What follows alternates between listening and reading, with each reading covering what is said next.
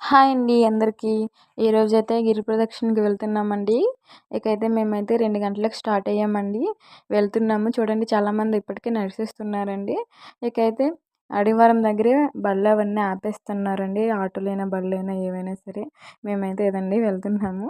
ఇంకా అక్కడి నుంచి మేము నడుచుకొని సింహాచలం కొండ దగ్గరికి వెళ్ళాలండి. అయితే జనాలు చూసారా చాలామంది వెళ్ళిన వాళ్ళు ఎంతమందో, వచ్చిన వాళ్ళు ఎంతమందో చాలామందండి. ఎంతమంది వస్తున్నారో. చాలా చాలా జనం చాలామంది వచ్చారండి. చిన్నపిల్లలు, పెద్దవాళ్ళు అనగా అందరూ వచ్చారండి. ఇకైతే ఆ రథమ్మను చూస్తున్నారు కదండి, అదే అండి రథమ్మను.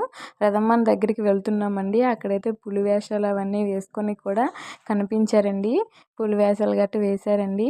ఇకైతే మేము రథమ్మన్ దగ్గరికి వెళ్ళాము. రథమ్మని అయితే దర్శించుకున్నామండి. దర్శించుకున్నాక కొబ్బరికాయ కొట్టడానికి అయితే వెళ్ళామండి.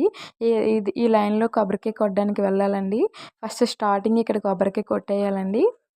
మళ్ళీ లాస్ట్కి ఎండింగ్ కూడా ఇక్కడే కొబ్బరికాయ కొట్టాలండి. అప్పుడు మనం గిరి ప్రదక్షిణ పూర్తయినట్టండి. మేమైతే కొబ్బరికాయ కొట్టేసి బయలుదేరామండి. నైట్ 8:00కి మేమైతే భోజనం చేస్తున్నామండి. ఫుడ్ అవన్నీ వాళ్ళే ప్రొవైడ్ చేస్తారండి. ఎక్కడ పడితే అక్కడే ఫుడ్డు, ప్రసాదాలు అన్నీ ఉంటాయండి.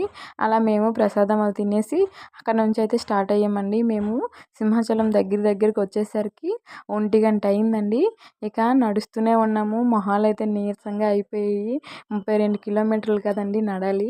నడిచేసరికి నడవలేక నడిచామండి. దేవుడే ఉన్నాడని చెప్పి. ఇకైతే అమ్మ, నేను, మా వదిన అందరము వెళ్తున్నామండి. ఇక అక్కడి నుంచి వెళ్ళాక సరే చెప్పాను కదండి, ఫస్ట్ ఇక్కడికే వచ్చి కొబ్బరికాయ కొట్టాం కదండి, మళ్ళీ కొబ్బరికాయ కొట్టిస్తే మన గిరి ప్రదక్షిణ పూర్తయినట్టే అండి.